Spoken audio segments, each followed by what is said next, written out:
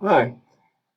In this module, we're going to look at new businesses, starting new businesses, managing new businesses. And we're going to look at things like what are the different ways in which you can set up your business? What are the different forms of ownership? And what are the challenges as a manager from running a new business? We talk about entrepreneurship, right? Notice, by the way, how it's spelled. There's an R there, entrepreneur. There's R's all over the place. Learn to pronounce it correctly, please. All right. Oh, and the picture's kind of interesting. The picture here is young Steve Jobs and Wozniak, who literally started Apple in their garage. So entrepreneurs, they take risk in starting a new business. What is their reward for starting a business and taking the risks? The reward that people get for taking risk in business is profits. The more risk you take, the more profits you want to get. You're not going to take big risks and not expect big returns. It's a very fundamental thing. That's very human. Right? It's not like people are being greedy because of it. It's just who we are. If you take bigger risks, you should get bigger returns. Or expect bigger returns. It's not that you're guaranteed returns. Entrepreneurship, yeah, in theory, it's a source of a lot of jobs. And when economies come back from recessions and things, it's small businesses and things, and those kinds of companies that hire people back first. It fills market needs. Big companies are sometimes slow to fill market needs, particularly market niches where there's a specific focused kind of product that people are looking for.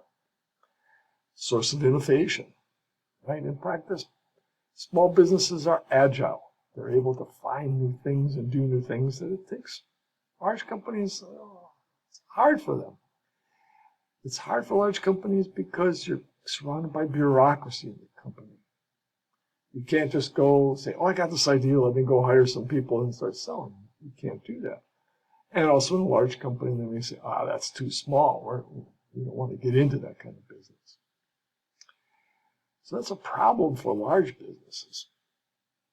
What large businesses sometimes do is create what we call intrapreneurs. Not entrepreneurs, but intrapreneurs. What these people do is start their own business within a business. In an earlier section, we talked about strategic business units, SBUs. A business might set up an SBU for a new startup.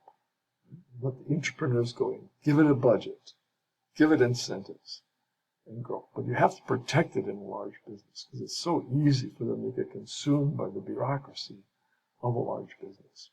It's difficult for large businesses to be entrepreneurial. So what kind of strategies there are? We talked about this before. Distinctive competencies. What do you have that nobody else does? What's really cool that you can do? Maybe you're good at AI. That's big in the markets these days. AI. If you're good in AI, you've got a distinctive competency. You can look at established markets. You want to look at markets that already exist, like pens and pencils and laptops. Or you want to get into a niche market. That's where Tesla started, right? Nobody was doing electric cars. So Tesla filled a niche. Now everybody wants to get into it.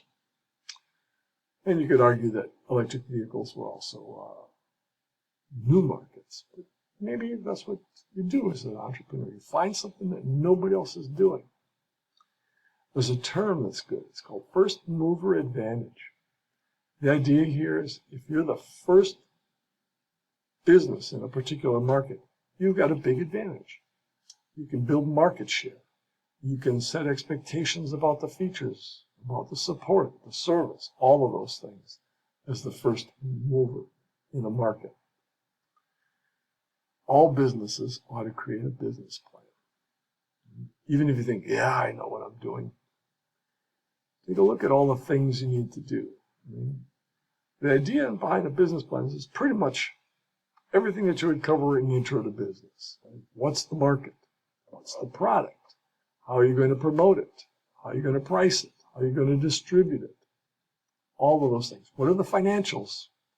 And in the bottom line, what you want to get is, are you going to make money? Another way to think about a business plan is convince yourself or somebody else that you're going to be successful and make money. In the end, that's kind of what a business plan is. Here's my plan for being profitable. Is it realistic? Do you believe it? Can you convince somebody else of it? How do you start a new business? Well, there's a number of ways. You start from scratch. You got to hire the people, find the place, get the equipment, all of that stuff. It's high risk. You're starting from nothing. But that means potentially high reward. Not always. A lot of startups fail, but potentially it can go big. All of these companies here you see, were all startups. They all started. And I told you about Apple, right? Starting literally in a garage. But you got to think, if you start a new business, why would they pick you to buy stuff? Why would your customers come to you? How can you price? What is your competitive advantage? If you got a niche, maybe nobody else is in there. You're the first mover kind of stuff. Right? But how are you going to compete if you're starting a new landscaping business? Or you could buy an existing business. What you're doing here is not buying, let's say you're getting into landscaping.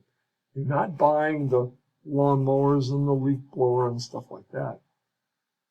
Anybody can do that, starting from scratch. Yeah, I can buy a lawnmower and a leaf blower. What you're buying is the customers. And you pay a premium for the customers. What does that mean? Less risk. You've got less risk, which also means maybe not as much reward. Doesn't mean it's a bad idea. That's the trade-off you make. And the same thing goes with a franchise. If you get a franchise at McDonald's, there's less risk. You got a big corporation standing behind you, marketing and supplying you and training you and doing all that. So there's less risk, potentially less reward.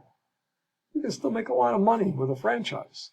It doesn't mean you're not successful. It just takes away the risk. We'll continue this on the next video.